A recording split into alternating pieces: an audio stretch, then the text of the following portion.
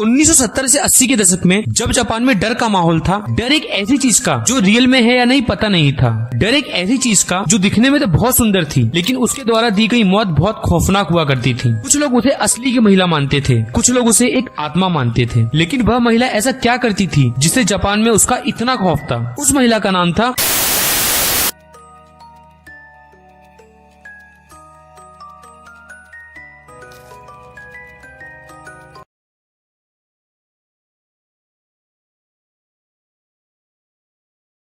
Japan. एक developed और powerful देश है जो टेक्नोलॉजी के मामले में बहुत ही ज्यादा आगे है।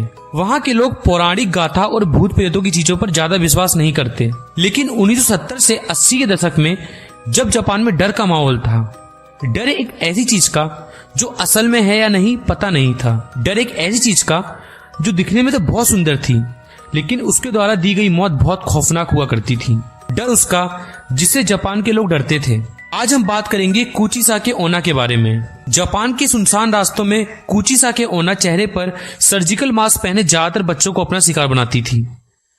उसका चेहरा सर्जिकल मास्क से ढका होता था और वह बच्चों के पास आकर पूछती थी कि क्या मैं सुंदर दिखाई देती हूँ। सुनने में यह सवाल एक मामूली सा सवाल लगता है, लेकिन इस सवाल का जवाब शायद सबसे मुश्किल हो सकता है, क्योंकि इस सवाल का जवाब आपकी जान ले भी सकता था और बचा भी सकता था।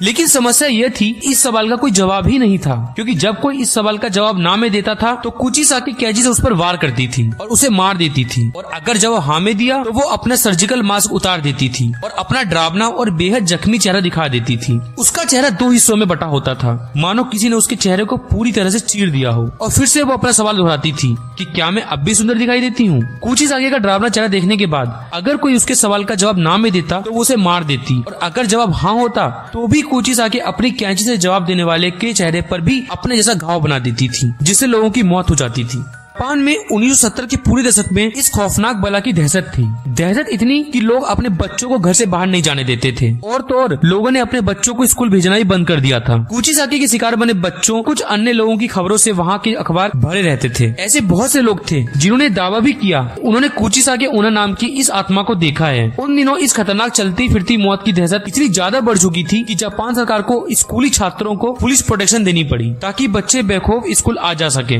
लेकिन फिर भी कुचिसाके ओना ने अनेकों बच्चों को अपना शिकार बनाया। लेकिन वो ऐसा क्यों करती थी? तो ये कहानी शुरू होती है जापान के इयान पीरियड के दौरान। लगभग 1200 से 800 साल पहले जापान के छोटे से गांव में एक बहुत खूबसूरत औरत रहती थी, जिसे अपनी खूबसूरती पर बहुत नाज था। वह अपने पति के साथ रहा करती थी, जो कि एक समुराय था, जिसे युद्ध के दौरान युद्ध में भाग लेने जाना पड़ा। लेकिन जब वह युद्ध से वापस आया तो उसने अपनी खूबसूरत पत्नी को किसी गैर व्यक्ति के साथ आपत्तिजनक स्थिति में पाया। यह देखकर वो समुराय बहुत गुस्से में आ गया और उसने अपनी तलवार की एक ही वार से अपनी बीवी को पूरी तरह घायल कर दिया। यह हो जाने के बाद कुचिसाके ओना जमीन पर गिर गई। वह समुराय अपने घुटनों पर आया और उससे पूछा, क्या तुम्हें अब भी अपनी खूबसूरती पर घमंड है? अब तुम जाकर लोगों से पूछो कि तुम सुंदर लग रही हो या नहीं। इस तलवार के घात से उस औरत का मुंह पूरी तरह फट गया। इतना कहकर वो समुराय हमेशा हमेशा के लिए अपना घर छोड़कर चला गया। समुराय की तलवार के घात ने उस औरत के चेहरे पर एक बेहद ही भद्दी और डरावनी स्माइल जैसा घाव बना दिया था। जब उस औरत ने अपने चेहरे का यह हाल देखा तब उसे ये महसूस हुआ जिस खूबसूरती पर उसे नाज था वह चेहरा अब बेहद डरावना दिखाई देता है। और उसके बाद वो खूबसूरत औरत मर गई और लोगों को लगा